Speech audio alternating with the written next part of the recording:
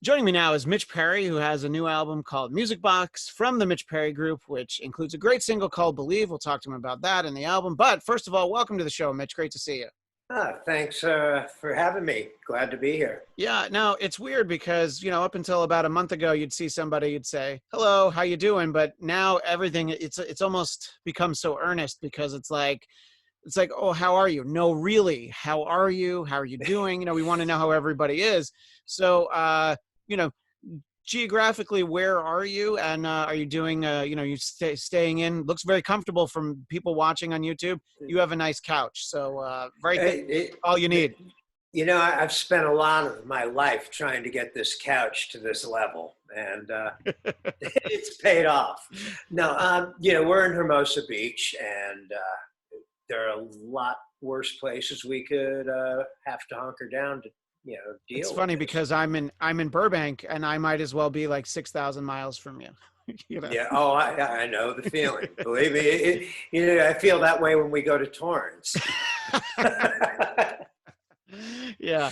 Well, sort of, the way that we're all living, kind of staying indoors, I wanted to kind of get right into the single Believe, but also there's a video for it, that has some, news footage and clips sort of just speaking to where we are today.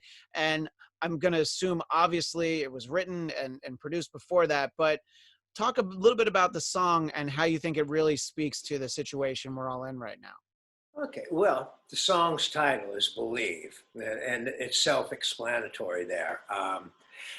That chorus kind of came to me from above, and it wrote itself, and it was up to me to kind of tie the verses together, or tie the choruses together with the verses. And I kind of chose an ambiguous subject, so that way, so the listener could put themselves into the song, and it could be basically a universal message, whether you're hoping that you get a job interview you're going on, whether your team wins the Super Bowl, whatever you want to believe in, that's what it's about. Now, the song being a ballad, it wouldn't be what we would normally put out first, but because we finished mixing the album the week before we got put on lockdown here, we're sitting with a mixed record that we really can't do anything with. And I knew that we had the footage that you see in the video from shooting our EPK. So I talked to Ian Fisher, our videographer, said, hey, listen to the words of Believe. I mean, it's self-explanatory. It'll tell you what to do. Let's look for footage. And, he got that video that you see there together in a couple of days. Yeah, that's the interesting thing about, obviously everybody's working from home, I'm speaking to you in your living room. I'm here in the back of my garage, but you're still able to get so many things done. Like, I'm sure, oh yeah, I can put that video together. A lot of people tend to work on unless they're working on super top secret, big budget movies, people are usually just doing it at home anyway. So, a lot of what we expect to see, we're still able to see. It's really just anything that's in a studio. So I thought that it really did speak to the times. And I also thought that the song had, a really nice, great, sort of, very uplifting vibe, which is great for right now, because I don't know about you, but I want things that either make me feel good or I don't have to really think too much about. This isn't a time for me. I don't want a song that's a super bummer. I don't want movies about the end of the world. I don't care about the zombie apocalypse right now. I don't want any of that. I want to have fun. I also, something that makes me feel better, a song that gets stuck in your head where you're like, oh, I'm in a good mood now. That's what we need right now. So basically what you're saying is you're on a desert island. You're going to bring Believe and Rock and Roll All Night by Kiss. You don't even know me, but you're absolutely right. I would definitely bring, if I could bring the Music Box album and all of Kiss Alive, then I'd be fine. If I had those two albums, that's really all that I need there. You are nothing if not versatile, sir. So that brings us actually to Music Box. I wanted to talk about the album itself and how many different hats you wore during the process of recording it and some of the people you collaborated with on the album. Well, we kind of, It's an album that I put together with a band. It's not just a project where we use different people on tracks. I wanted it to have a band vibe. I wanted the record to bring me back to what I used to feel when I was a kid, and I'd put headphones on and I'd listen to an album. Back in those days, you pull out your, album sleeve, and you'd read that thing while you listened to the album from start to finish. Now, over the course of time, that albums shifted away from that, and they became, vehicles to have your two or three, hopefully more big songs, and a lot of it became filler. So one of the things I wanted to definitely address when I was making this record was making sure that it was something you wanted to take 45 minutes of your day, and go on a trip with. So, to do that, I used my band. We played all the stuff live. I mean, it's not like, I know people say, okay, you go and the band plays the track live and you keep the drums and then you add the bass back and then you add the guitars and so on and so on. We didn't do that. We rehearsed the songs, we played them the way we would play them live. We didn't, break them down to parts and play parts. We got a live feel. We did not use a click track. It had to feel good from start to finish. Once we had that, we recorded the rest of the overdubs and the vocals and whatnot. But to do that, I had to have a band that really knew how to play together great. And, to that end, I couldn't do better than the guys I've got on this project. Tal Bergman is on drums. He was with Billy Idol and Joe Bonamassa. He just he's my favorite drummer as far as feel goes. I'm lucky to have him on this record. And then, we have Dan McNay on bass. He's from Jack Russell's Great White. He spent some time in Montrose. We played together on and off for the last decade. We've got a myriad of great keyboard players. Ed Roth from Glenn Hughes' band, Robbie Krieger's band. Got Dave Schultz from the Goo Goo Dolls in Berlin. Got J.T. Thomas from Bruce Hornsby. I played a bunch of B3 on it.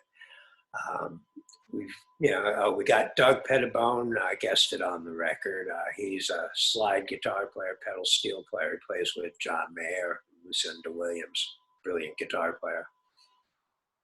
Yeah.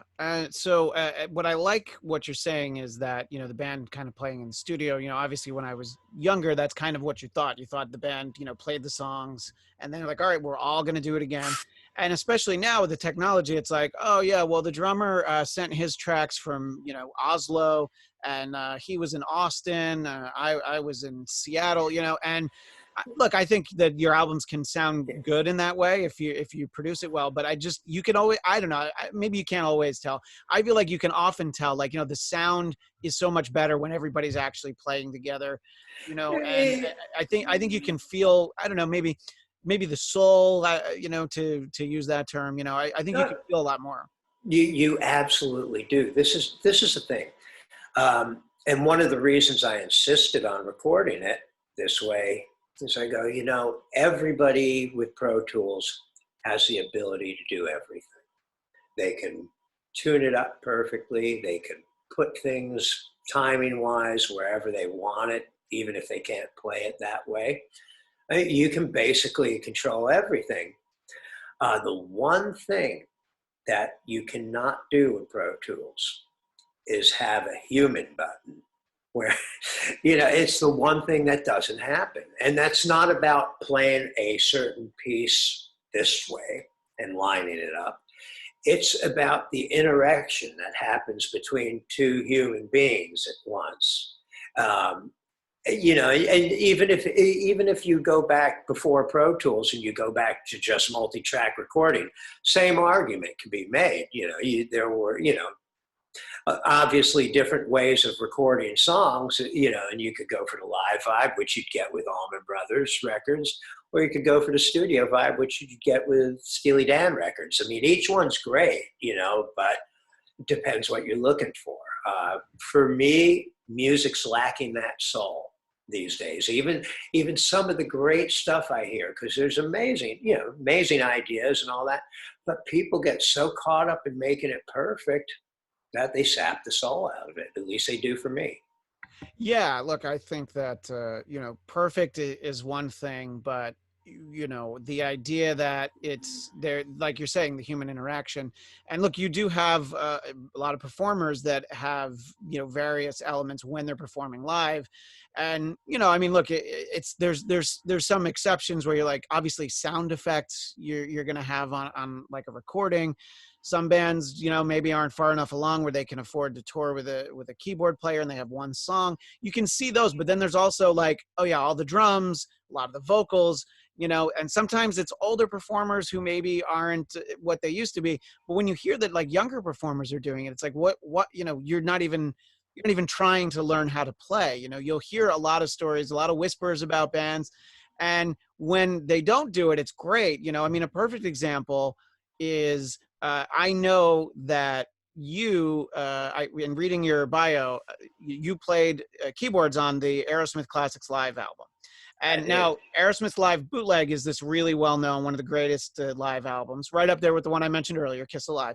But but Classics Live was one that I think I found first just because I was a little younger, and I always really liked those songs. But I'm mentioning that because that's a band that, sometimes they are a little sloppy, but you see that great interaction between Joe Perry and Brad Whitford and Tom Hamilton. They're kind of making eye contact of like, oh yeah, I messed that up. But that's kind of great when you get those moments, Yeah.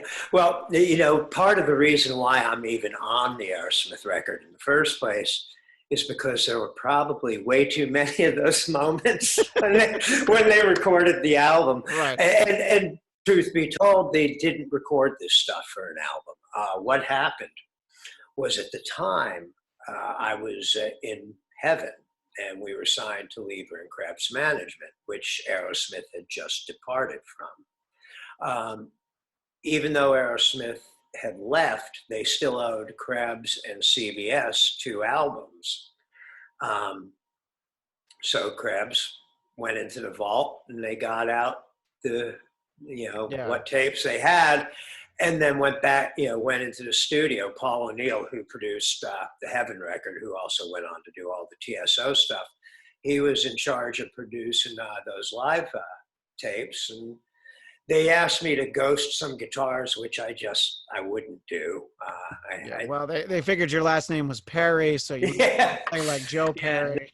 Happened to be there, and it was convenient, but I didn't play any of the guitars, but I didn't have a problem throwing. Yeah, no, I mean, you can kind of get the sense that from the timing. I'm losing you here. Oh, sorry. You can get the sense from the timing that album came out that I guess it would have been when they went over to Geffen and started basically that second phase of their career. And yeah, I mean, I guess that's what you get a lot of some of these like live albums. I mean, look, every few years the Doors put out a new live album with Jim Morrison on it, and you're like, I don't know how, but they find something new all the time.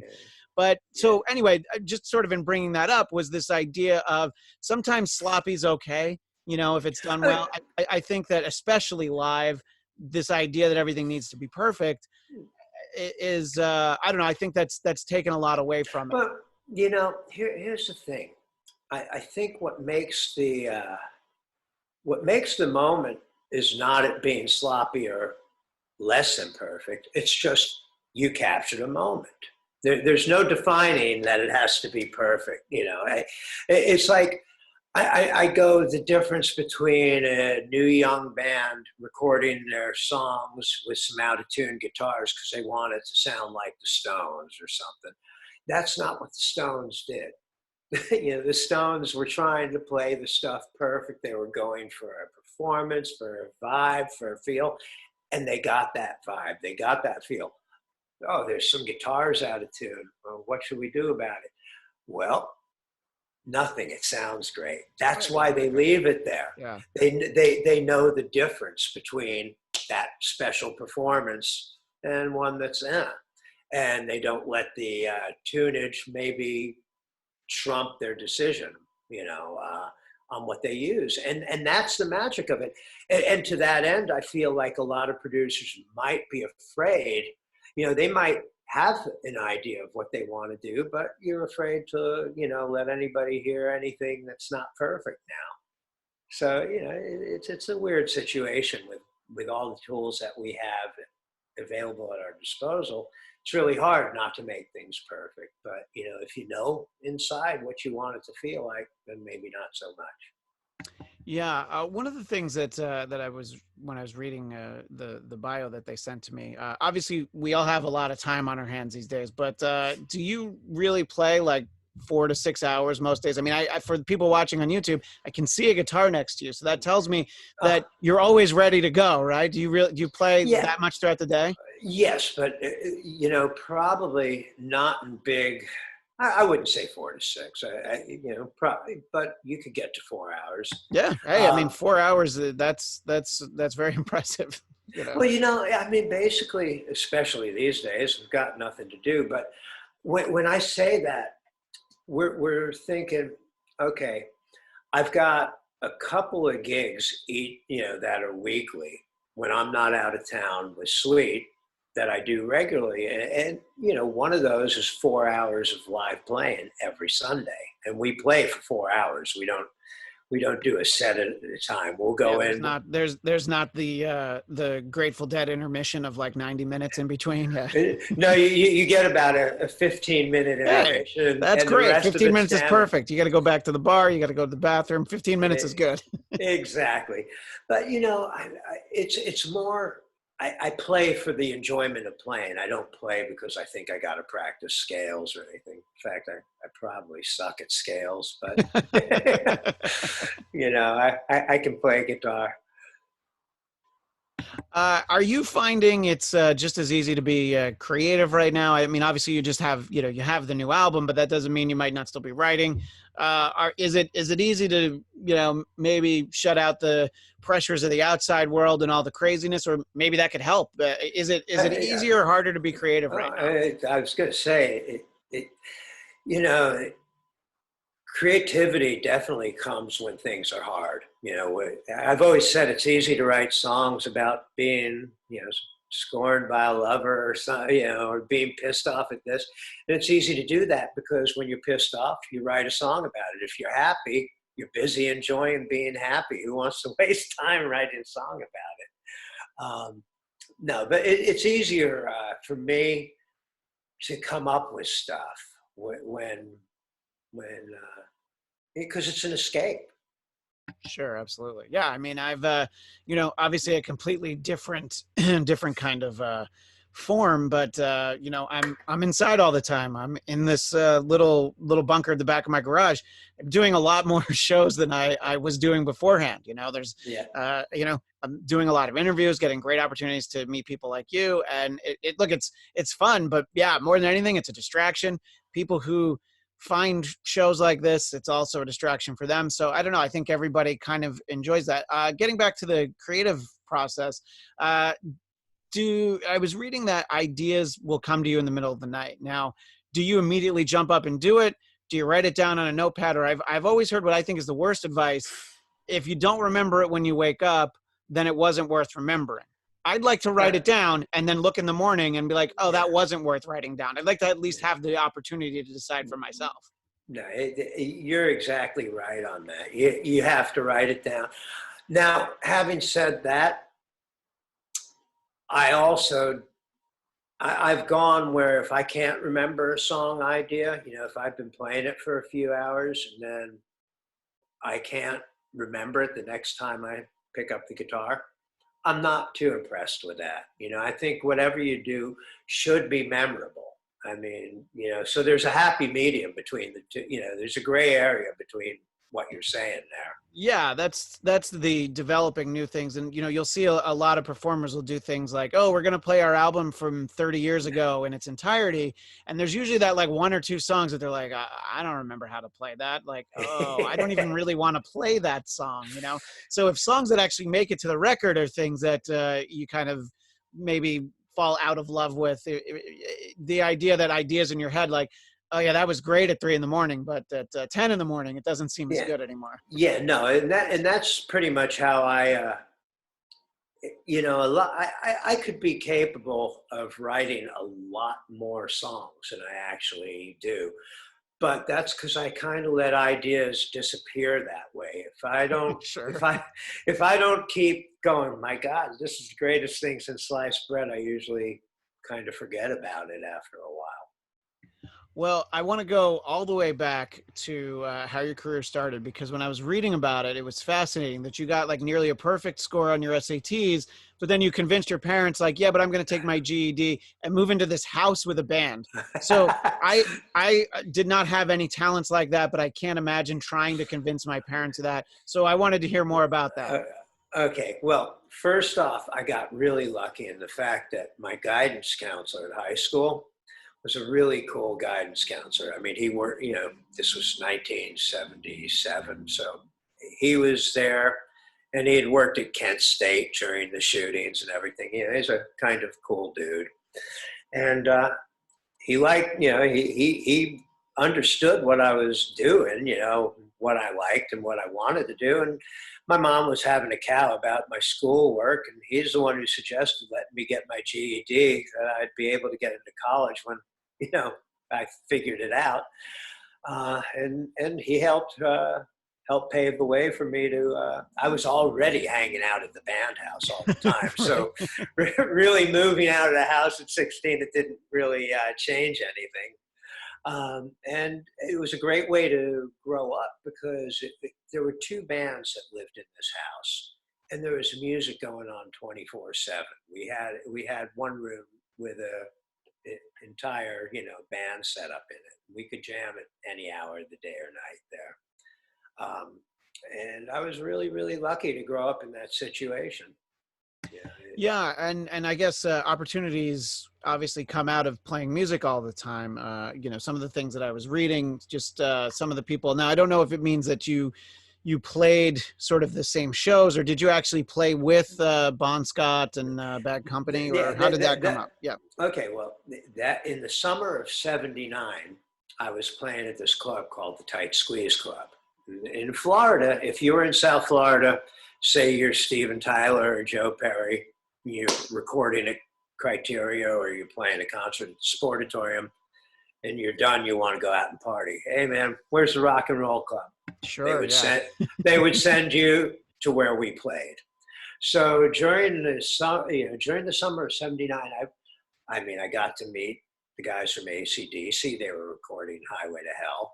I met the guys from Sabbath, Ronnie Dio, and everybody, because they were recording Heaven and Hell. Aerosmith came through the club. Ted Nugent came through the club.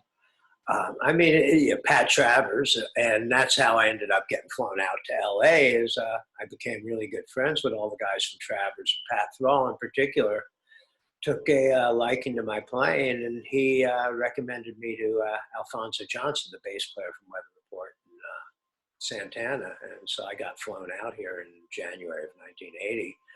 But it came from hanging out at that club, and like I said, it was being in the right place at the right time. I mean, I got to jam with all those people you mentioned: Simon Kirke from Bad Company, Bon Scott. Yeah, and we're talking about basically you getting flown out when you're like 18, 19 years old, right? I mean, that's so you've already packed all this stuff into your late teens, basically, right? Yeah, no, I mean, yeah, it was definitely trial by fire when I came out here. I hadn't even recorded myself on a cassette recorder at that moment, and Wow. all of a sudden, I'm in the studio with Alfonso Johnson, who, you know, I mean, Jaco Pastorius replaced him in Weather Report, so that gives you an idea. Sure. Yeah, and you know, I think to just read about, you know, some of the people that you've played with, but also just some of the bands you've toured with. There's, you know, there's some that stand out. Obviously, some great performers like Michael Schenker, Lita Ford, David Lee Roth, Glenn Hughes, Graham Nash, but the one that jumps out is Cher. That's a great one of these things is not like the other. Look, very talented in what she does, but that's a lot different than the Michael Schenker group. So how do you sort of build, you know, a reputation with, you know, all these rock bands, and then all of a sudden something comes along that ends up being Cher, you know? And I mean, I guess that's not unheard of. You even have that to this day, you know. I guess, what was it? Nuno Bettencourt from Extreme played for Rihanna for like 10 years, you know? So You got Joel Hoekstra from Whitesnake playing with Cher right now. right, exactly. So it's like, look, great playing is great playing, and Yeah. anybody who's you know, musician appreciates it. But yeah, go ahead. But here's something, you know, I get what you're asking about Cher, but if you really break down her history and her career, she's got more rock and roll credibility than any of the guys we've talked about. I mean, she was there at the beginning with That's you know true. Phil Spector, you know, Yeah. and the Ronettes and all that stuff, and Darlene Love. I mean, Darlene Love was actually singing on background on the tour that I did with her. But you know, through all that stuff, she was, you know, right along the front lines of rock and roll back then. And then, you know, through the 70s, she was married to Greg Allman. So I don't know how much more rock and roll you get. It's than very that. rock and roll, and I know, and she obviously very publicly, famously dated Gene Simmons too. So you know, but being married to an Allman brother is, look, it's very rock and roll, and I guess that a lot of times people think about Cher. I mean, there's there's a lot of different phases of her career. There's the Sonny and Cher. There's what you're talking about, sort of the Ronettes. There's sort of the late '80s, very poppy Cher, but that's a point where even a band like Heart was very poppy at that point. You know? Well, and I mean, even that point, the band, that whole record, even our crew on that tour was a lot of Bon Jovi. Sure, yeah. You know, So at what point did you actually play with her? Was it that like Turn Back Time era? Was it earlier? Or okay, yeah, that's what I was figuring. Yeah, it was exactly the Turn Back Time stuff. You know, basically the entire 2 years she spent touring that, it was either me or when I couldn't do it, Dave Amato from REO Speedwagon would fill in. So you're not in the video of her on the battleship with all the sailors. So No. I wouldn't look for you in the background on that. No, I missed that day, unfortunately. I guess those sailors were happy to be there, though. You know, and in terms of, you know, some of the other people, I mean, you know, Glenn Hughes is somebody who stands out because, you know, look, obviously he was very public about some of the struggles he had in his life. And there's a time where you'd think like, oh, this guy's shot, his career is over. But once he started taking care of himself, I mean, he still sounds great, you know, now that he's been doing it for, you know, 50 plus years. And you have guys like him, and we talked about Steven Tyler before, people that really are able to do it for this long. I think that you can understand players that have difficulty, especially drummers, sure, guitarists, maybe your hands hurt, but just when you have certain kinds of voices and you can still, like, you can hit a Steven Tyler note, you can hit a Glenn Hughes note, it's inhuman. And you just have to wonder, like, who did they make a deal with that they can still have voices like that? You know, I'll tell you, I mean, I totally agree with your choice of singers there, and it is amazing what they're able to do. Glenn, he's a freak of nature. And he was every bit as phenomenal when I played with him, but unfortunately I played with him at a time when his career wasn't, you know, doing what it should have. And, you know, that's a drag. But let me jump off of that for a second and go, one of the things I'm really lucky to have on this record that I just did is 3 incredible singers who are all of that caliber of singer. And that's one of the reasons I picked them, is I wanted singers who were world-class good, but I wanted people who were fresh and who you didn't, you know, who you hadn't seen in 22 different projects in the last, you know, couple of decades, you know. And I as far as Keith England being in this band, I couldn't be luckier, because I think he's got a world-class voice that holds up to any of the people we're talking about here. And I can't. Yeah, and reading about him, he did sing with Montrose and the Allman Brothers. What I liked reading about Keith, though, is that he currently performs with Derek Smalls of Spinal Tap, which, you know, the secret there being, of course, that's really Harry Shearer. But just the fact that, you know, what I love about the Spinal Tap guys is that they know that it's fun, but they can all play, you know. I mean, I've been in a studio when Harry Shearer played, and it's just like, yeah, I mean, it's not that they can't play, it's just they understand how funny it all is, you know. It's funny because not only do I have a connection with the tap through Keith, On my instrumental record, Wire to Wire, the drummer on that record is Rick Parnell, who is the drummer from the original Spinal Tap. He's the guy who spontaneously combusted in the movie. It's so funny And that you say that, because I was about to make a joke like, oh, I doubt he's the guy that spontaneously combusted. And then, of course, he is the guy. That's he great. is the guy. He is. You know, and not only that, I also had a band called Bad Boys with Paul Shortina, who is the Duke Fame character in Spinal Tap. So. Right, sure. Yeah. Oh, that's pretty great. So that's Keith. And talk a little bit about I've read a little bit of their bios, but you have Shelley Bonet and Cara Turner are people also on this Music Box record we're talking about, the Mitch Perry record we're talking about, Music Box. Yeah, well, Shelley and Cara are both powerhouse singers. Shelley has come up through Muscle Shoals. She used to be a singer on staff there. And Cara Turner is somebody I've met locally living here in Hermosa. And she's just a phenomenal talent. And I had her be a part of my Sunday Jam for quite a while. So it just made sense when we were cutting songs to include her singing on this record, because she's so amazing. And, the three of the singers all sound different from each other, but they all come from the same area stylistically. We're all pretty much from the Southeast United States musically and geographically. And I think that shows through on the record, especially the way they sing together. When you hear them do their stuff, it's just a nice, it's a real special blend. Right, and I'm sure that obviously, we've often heard about the best laid plans of mice and men. That I'm sure that you were looking forward to playing some of this material live, and obviously we can't do that right now. But assuming that somewhere in the next few months there's opportunities. What were your plans? What are you hoping to do in terms of going out in support of Music Box? Well, this is a live band, in spite of the incredible record that we were able to make. This is a band that needs to be on stage. I wanted the band to be something that could go out with Tedeschi and Trucks, or could go out with the Allman Brothers if they were playing, or Black Crowes, or Blackberry Smoke, that kind of stuff. The jam thing.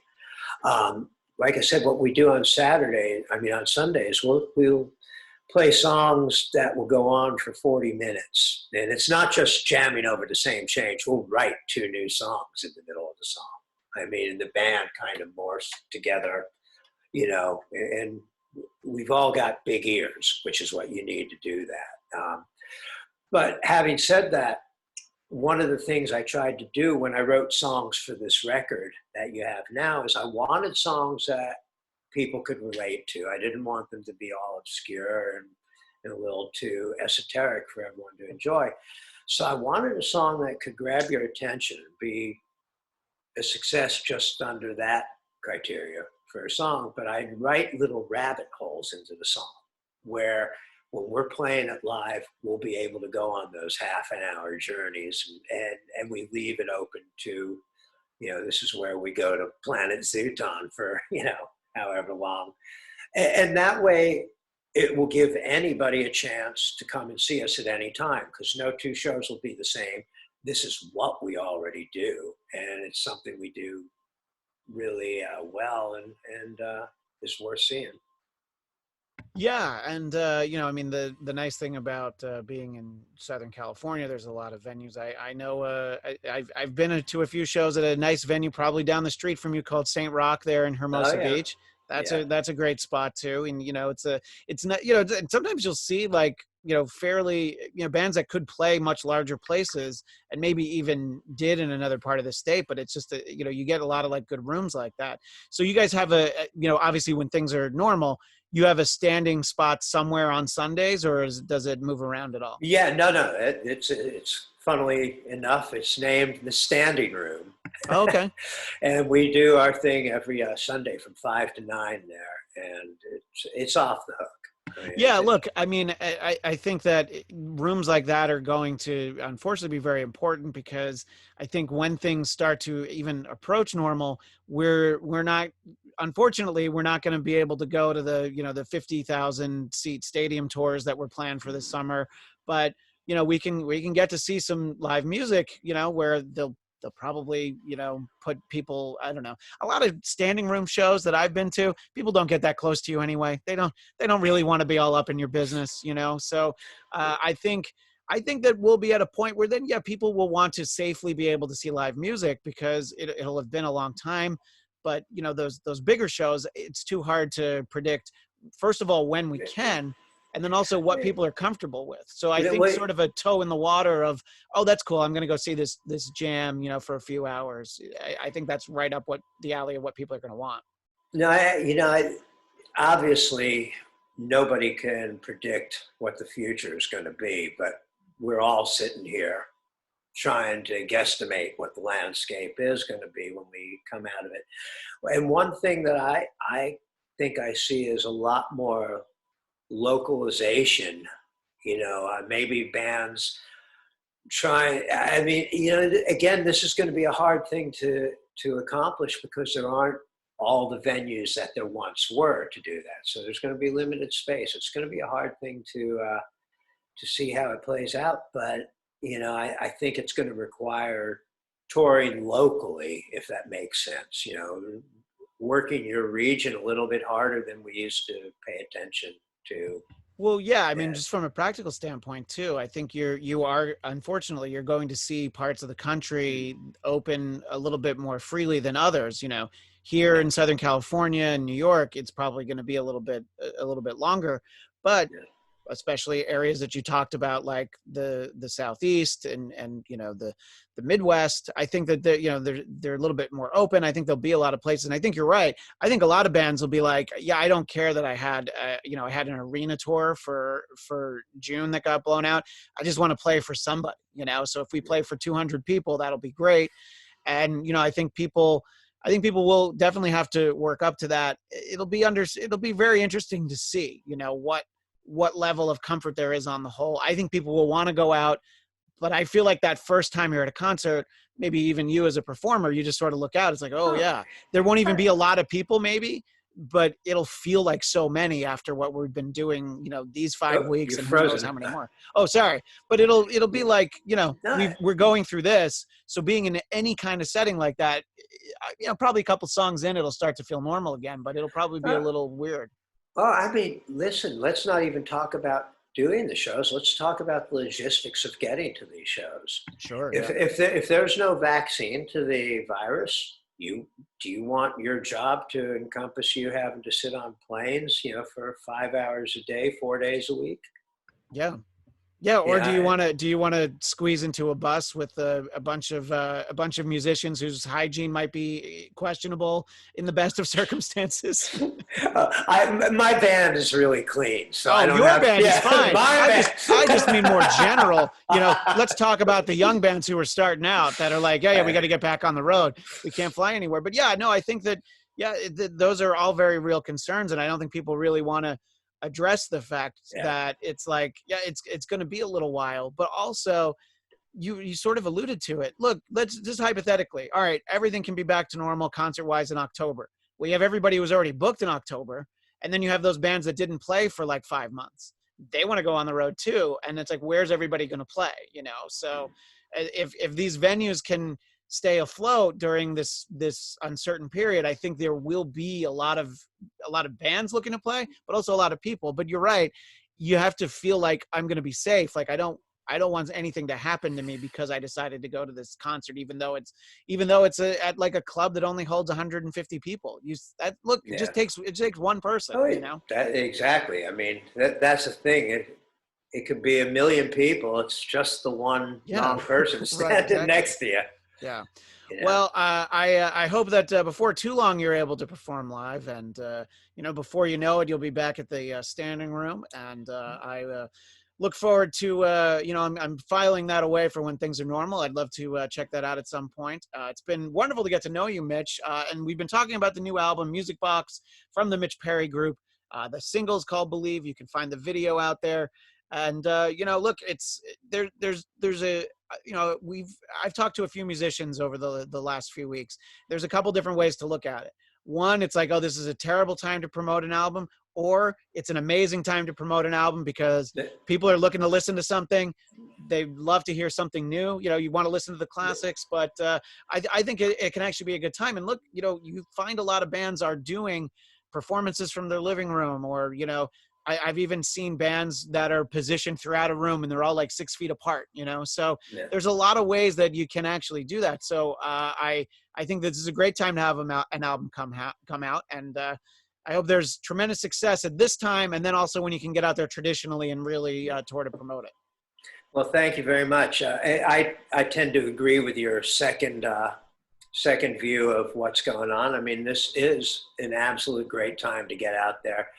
And you've got a captive audience on the internet now, and it's a great time to let them see all the tracks. So we will be doing that slowly but surely over the next couple of months, and hopefully by the time things start to open up, we'll be ready to take advantage of that. Yeah, and obviously, I mean, people, I'm sure they can just look up Mitch Perry. They can find the album. Is there sort of a go-to spot for where, like a website, that sort of thing? Or yeah. We have MitchPerry.com, of course. That's a website, and that will take you to, iTunes or Amazon, wherever you want to go pick up the album. We'll also eventually have hard copies of the album for sale, whether you want CDs or vinyl. Yeah. We would also love everyone to go to our YouTube and please subscribe. That's the Mitch Perry Group. I think that's everything. Yeah, no, I mean, it's great because I was able to listen to the album electronically because it got sent to me. But like you were talking about before, I'm a little bit younger. I grew up in the age of CDs, but I did love to flip through the lyrics and read all of it. And the thing I love about people getting back into vinyl is that the artwork is always so great. You can argue about the technology of playing a record, but the idea of actually having this project, you're talking about spending 45 minutes and looking through it. One day to be able to do that'll be great, but it's great that in the immediacy, you can just go and get it. And just MitchPerry.com, that's great. So many people's website are so complicated. You just have MitchPerry.com. That's perfect. Yeah. Well, like I said, Mitch, it's been wonderful to get the chance to chat with you. It was very nice meeting you, and I look forward to seeing you out in public before we know it. Likewise. Well, thanks very much, and look forward to seeing you when they let us out of jail. Exactly. Thank you.